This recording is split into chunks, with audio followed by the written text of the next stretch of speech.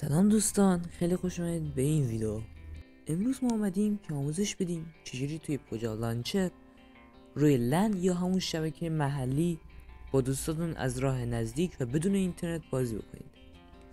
خب این آموزش خیلی ساده ایه و اینکه کار خاصی هم نمیخواد، فقط میخواد که توی پوجا لانچرتون یک ورژن یکسان رو توی هر دوتا، حالا میتونید به کامپیوتر یا گوشی هم وصل شید، یعنی اصلا یه نفر توی کامپیوتر رو داشته باشه بعد شما توی گوشی داشته باشید، اون بیاد هاست بکنه وردشو یا برعکس. خب اول از همه شما این که باید ورژناتون یکسان باشه، ورژنی که توی پوجا لانچر بازی میکنید یکسان باشه. دوم این که باید به یک شبکه وای فای یکسان هر دوتون وصل بشید.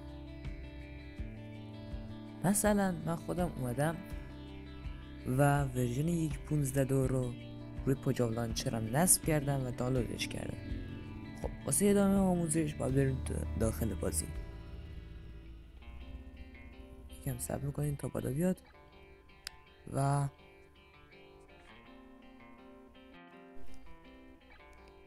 بیاد داشته باشید که وقتی میخواید پوجا لانچر رو نصب بکنید، قبل از اینکه وارد بازی باشید باید صبر کنید تا بازی دانلودهای اصلیش رو بکنه و بعدش به شما اجازه میده که وارد بازی بشید و بازیتون رو بکنید. روی ماوس کلیک میکنید و بعدش روی سینگل پلیر کلیک میکنید و یه ورد میسازید، هر وردی دلتون بخواد، حالا میتونه کریتیو باشه یا میتونه سورایل باشه. یه اسم واسش انتخاب میکنید، مثلا اسمشو میگذارم هم نیو ورد.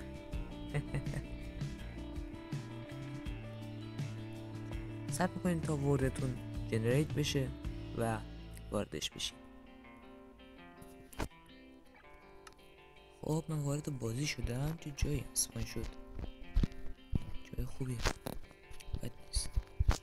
خب و وقتی که وارد بازی بشید، برای اینکه اجازه بدید که دوستاتون هم بیان باید همونطوری که گفتم به یک وایفای وصل باشید، ولی بعد از اون وارد منوی بازی میشید و از این قسمت اوپن تو لند همین گزینه رو انتخابش میکنید و میایید و گیم مودتون رو انتخاب میکنید، حالا الو چیتس باشه یا نباشه، مردم میتونن چیت بزنن یا نه، از کاماندو استفاده بکنن و بعدش این گزینه استارت لند ورد رو میزنید. خب دنیای ما لند شد و دیگران روی شبکه محلی یا با وای فای یکسان میتونن وارد ورد ما بشن. خب حالا من با گوشی دیگه از توی پوجا لانچر میام و روی مولتی پلیر کلیک میکنم. من همه حواسم باید باشه که به همون وای فای که گوشی اول وصل شده به همون وای فای باید وصل بشم. خب یکم صبر میکنم و باید روی همین لند ورد کلیک میکنم و جوین سرور رو بزنم. یکم صبر میکنیم. خب یه بار دیگه وارد بشیم، جوین سرور و کم صبر میکنید.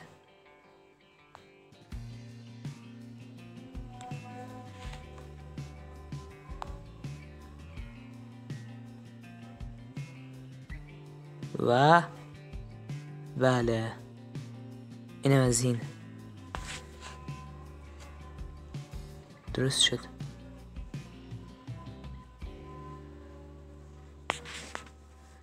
حالا یه باگی هست که باعث میشه که توی هر دوتا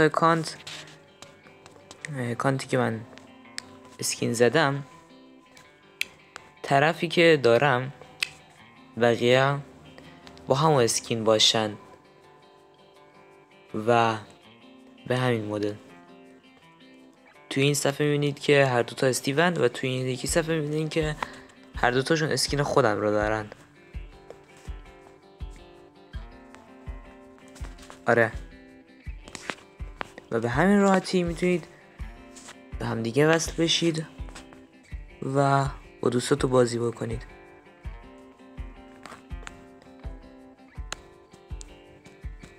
و روی لن یا همون شبکه محلی با پوجا لانچر یا کامپیوتر به هم دیگه وصل بشید و با هم بازی بکنید.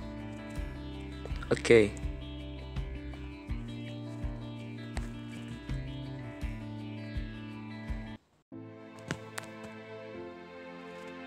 خب اگه تا اینجا براتون ویدیو جالب بود و مفید بود و کاربردی بود و از این ویدیو سود بردید و تونستید با دوستاتون روی شبکه محلی بازی بکنید، لایک و ساب و کامنت فراموشتون نشه و تا ویدیوهای بعدی و آموزش‌های دیگه خدا حافظ.